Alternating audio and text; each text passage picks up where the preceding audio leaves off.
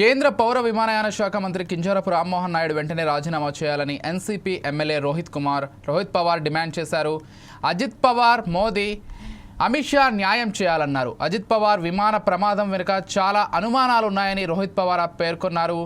VSR travels వెనుక ఎవరున్నారో బయటకు రావాలని, ఆ కంపెనీ మేనేజర్ వికే సింగ్ను ఇప్పటి వరకు ఎందుకు అరెస్ట్ చేయలేదని ఆయన ప్రశ్నించారు. కొంతమంది డీజీసీఏలోని ఉన్నతాధికారులు విఎస్ఆర్ ట్రావెల్స్తో కుమ్మక్కయ్యారని ఆయన ఆరోపించారు. బ్లాక్ బాక్స్ కాలిపోయిందని చెప్పడం కూడా పూర్తిగా అబద్ధమని ఆయన తెలిపారు.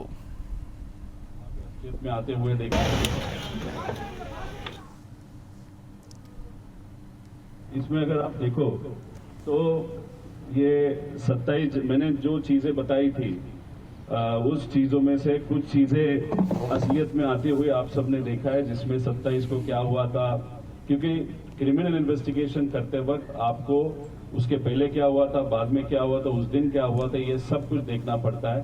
या कोई भी इन्वेस्टिगेशन करने के पीछे तो इसका बैकग्राउंड 27 को क्या हुआ था वो आप सबके सामने हमने बोल के दिखाया था. वो वहाँ पे असलियत में आते हुए देखा. फिर हमने ब्लैक बॉक्स के बारे में शंका व्यक्त की थी, उसके बारे में भी कुछ चीजें आप सबके सामने आई है. उसी के साथ हमने ये भी बताया था कि एक्सीडेंट जब हुआ सिर्फ एक वहाँ पे ब्लास्ट नहीं हुआ था, बहुत सारे ब्लास्ट हुए, वो भी आपके सामने वहाँ पे आया था. उसी के साथ अगर आप देखो तो हमने बोला था कि कोई वो जो मेन पायलट था उसके ऊपर प्रेशर डालने के बाद, उसके माध्यम से या ब्लैकमेल करने के बाद उसने कुछ किया होगा.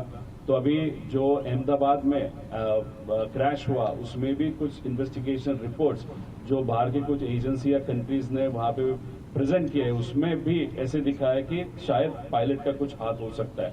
तो ये जो चीजें आज तक हमने बताई है उसके प्रूफ है, उसका कुछ एनालिसिस है, उसके कुछ डॉक्यूमेंट्स हमारे पास है. उसी के साथ हमने ये बताया था कि वीएसआर ये जो कंपनी जो फ्लाइट चलाती है उसमें बहुत सारे इश्यूज है, मैकेनिकल है, मेंटेनेंस वाले इश्यूज है, पायलट के इश्यूज है, और उसके कारण भी ये एक्सीडेंट हुआ होगा या उसके पीछे कोई है वो ढूंढने की आज जरूरत है. तो ये सब बेसिक डिटेल्स है. ये एक छोटा सा वीडियो है, मैं अभी आपको दिखा के टाइम नहीं लूंगा, जिसमें 2-3 ब्लास्ट मेन ब्लास्ट होने के बाद भी वहाँ पे ब्लास्ट हुए थे. उसमें हमको यही कहना है कि ये जो फ्लाइट जो क्रैश हुआ था, अजीत दादा जहाँ पे बैठे थे उनके पीछे टॉयलेट सेक्शन होता है, उसके पीछे एक एरिया होता है जहाँ पे बैग्स रखे जाते हैं. तो वहाँ पे एडिशनल पेट्रोल के कैंस वहाँ पे रखे गए थे, ऐसे हम सबका कहना है. और उसके कारण ही मेन जो आग लगी थी वो वहाँ पे होने के कारण ही आग लगी थी, ऐसे हम सबका कहना है.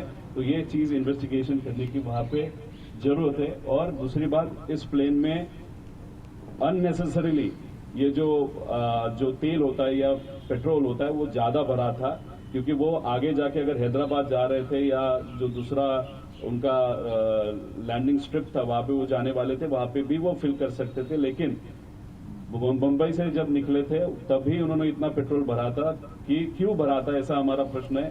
कि कुछ ये प्लान ही था, प्री प्लान ही था, ये मुद्दा इसके माध्यम से हम जिसके बारे में हम बात कर रहे हैं सीवीआर, वो फ्लाइट में सीवीआर की जो क्षमता थी it was only for 30 minutes. But अगर आप देखो गवर्नमेंट जो है डीजीसीए सिविल एविएशन की रिक्वायरमेंट इज 2 आवर्स.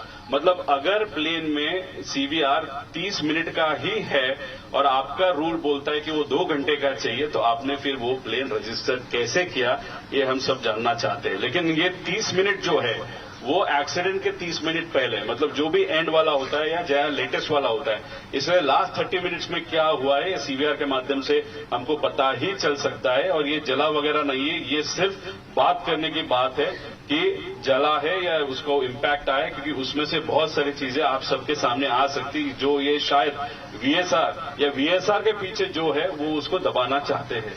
इसमें दूसरी बात ऐसे है कि जो कंपनी रिस्पॉन्सिबल है, जैसे वीएसआर रिस्पॉन्सिबल है, उस